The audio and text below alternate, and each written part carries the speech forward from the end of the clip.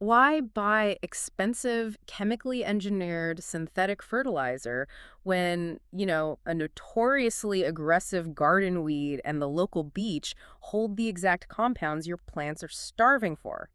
Welcome to today's deep dive. Yes, welcome. We have a great topic today. Our mission is unpacking some really fascinating research notes on natural garden fertilizers.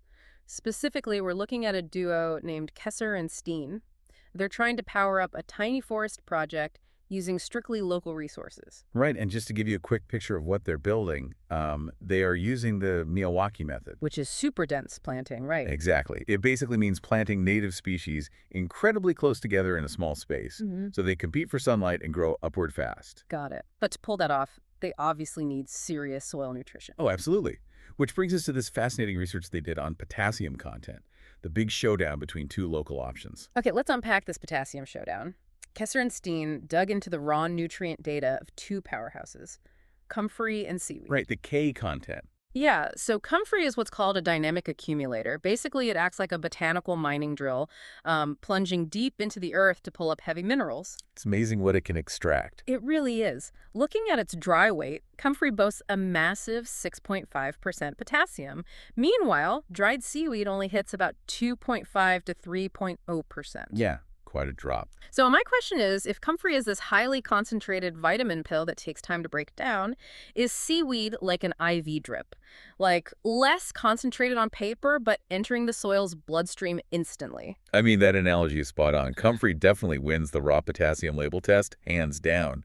But it comes with a massive catch. The toxicity. Yes, it is incredibly toxic to humans. Yeah. It's packed with pyrrolizidine alkaloids. Wow, try saying that 3 times fast. I know, right?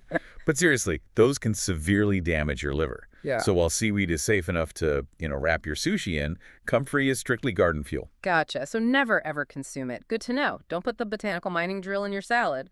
But beyond the safety aspect, Kesser and Steen opted for seaweed for a much more practical reason. They just have tons of it completely free right on the nearby beach. And what's fascinating here is how they leverage that abundance.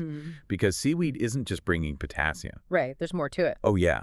It delivers a massive payload of micronutrients, ocean trace elements, and natural plant hormones. Oh, wow. Yeah, and when those ocean hormones hit terrestrial soil, they basically signal dormant soil bacteria to wake up and multiply, Yeah. which rapidly accelerates the breakdown of organic matter. That is wild. And I actually loved their DIY processing method for this. The lawnmower trick. Yes. Yeah. They just toss the seaweed and some fresh grass clippings on the ground and run them over with a lawnmower to speed up the composting. It's so simple. It really is. Very practical. But wait, I'm stuck on something here. The notes specifically mention they are planting this forest in pure sandy soil. So if they just puree seaweed and grass into this quick liquid cocktail, won't the first heavy rainstorm wash all that liquid potassium straight past the roots, like right into the groundwater? That is the big challenge. How do they keep it in the topsoil? Right, exactly. Well, this raises an important question, and it's where their two-tiered strategy really shines.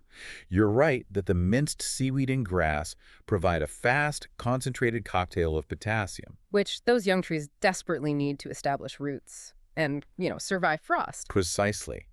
So to keep it from washing away, they mix in something called raminal chipped wood. Which is basically just young green branches, right? Not the old dead bark. Right, exactly. Because those young twigs are packed with proteins and sugars, they basically act as an all-you-can-eat buffet for local fungi. Oh, I see where this is going. Yeah, so as the fungi break down those young chips, they create a physical, sponge-like network of mycelium right in the sand. So when that liquid seaweed washes down, it doesn't just drain away, it gets physically absorbed by this living fungal sponge, holding the potassium right at the tree roots. That is brilliant. So what does this all mean for you at home? I mean, a thriving garden isn't just about chasing high potassium numbers on a chart. No, not at all. It's about building the physical architecture of the soil.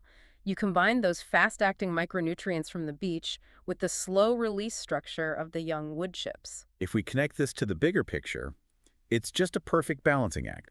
You get a quick energy boost from the ocean to get the trees growing, which is then captured by a stable, long-term fungal pantry. Which keeps the soil alive for years. Yeah. Really changes how you look at the resources right outside your door. It really does. Which leaves you with this to think about.